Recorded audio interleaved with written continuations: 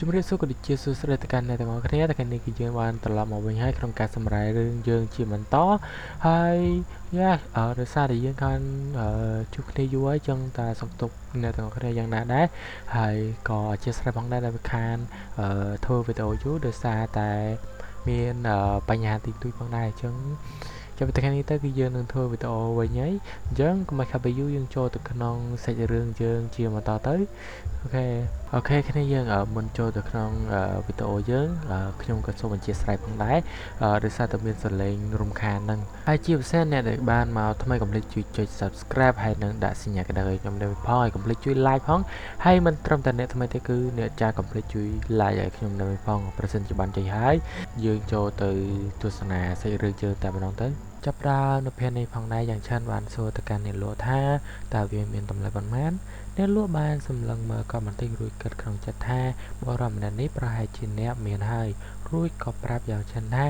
បានឌីស្កុនជូនដូច្នេះវាមានតម្លៃត្រឹមតែ 10,000 កាមាសតែប៉ុណ្ណោះ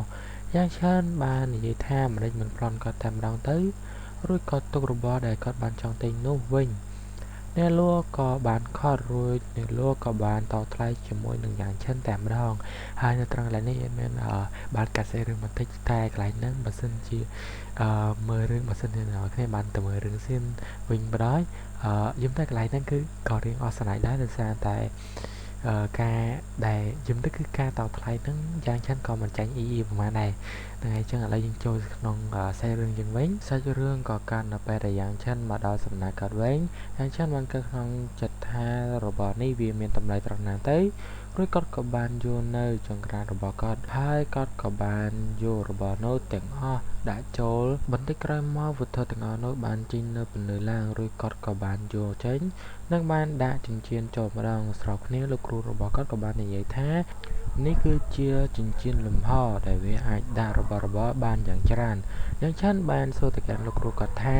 តើអាចបង្រៀនអំពីវិធីដែលបង្កើតវាបានទេលោកគ្រូរបស់គាត់ក៏បានតបទៅវិញថាវាអាចប៉ុន្តែនៅពេលនេះគាត់មិនអាចបង្រៀនទៅដល់យ៉ាងច្រើនបានទេ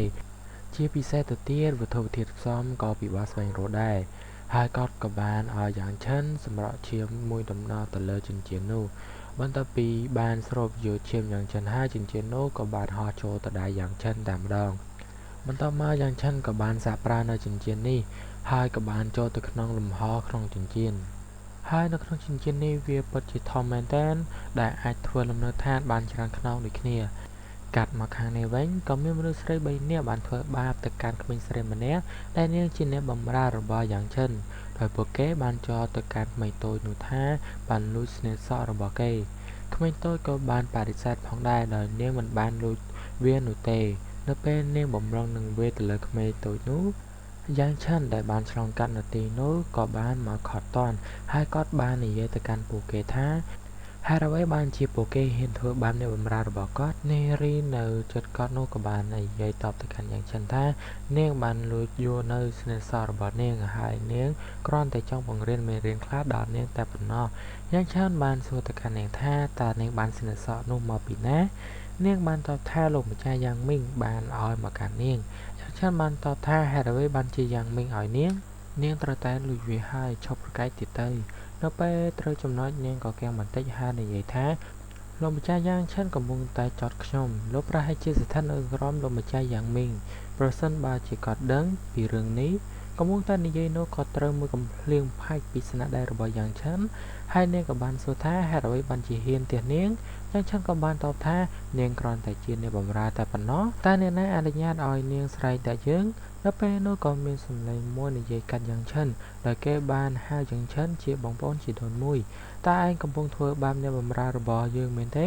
តើឯងគិតថាឯងអាចគ្រប់គ្រងលើគ្រួសារយ៉ាងមែនទេដោយសារប្រលឹងតារបស់ឯងបានដាស់ឡើងវិញហើយគេក៏មានឈ្មោះថាយ៉ាងមីងអ្នកបម្រើនោះក៏បានរត់ឲ្យលោកម្ចាស់នាងជួយនិងបានប្រទូលផងដែរតែក៏ត្រូវស៊ីមួយកំភ្លើងទៀត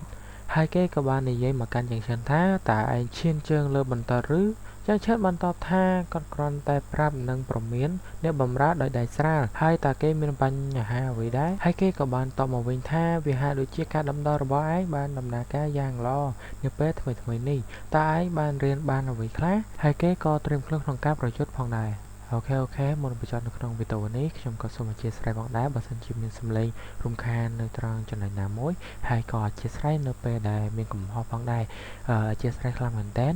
ហើយក៏កុំភ្លេចជួយចុច Subscribe ឲ្យខ្ញុំដើម្បីផងដើម្បីផ្ដល់ជាកម្លាំងចិត្តមកដល់រូបខ្ញុំដើម្បីធ្វើវីដេអូបន្តផងដែរហើយក៏អរគុណច្រើនបើសិនជាអ្នកទាំងអស់គ្នាបានចុចហើយមានតែប៉ុណ្្នឹងឯង Goodbye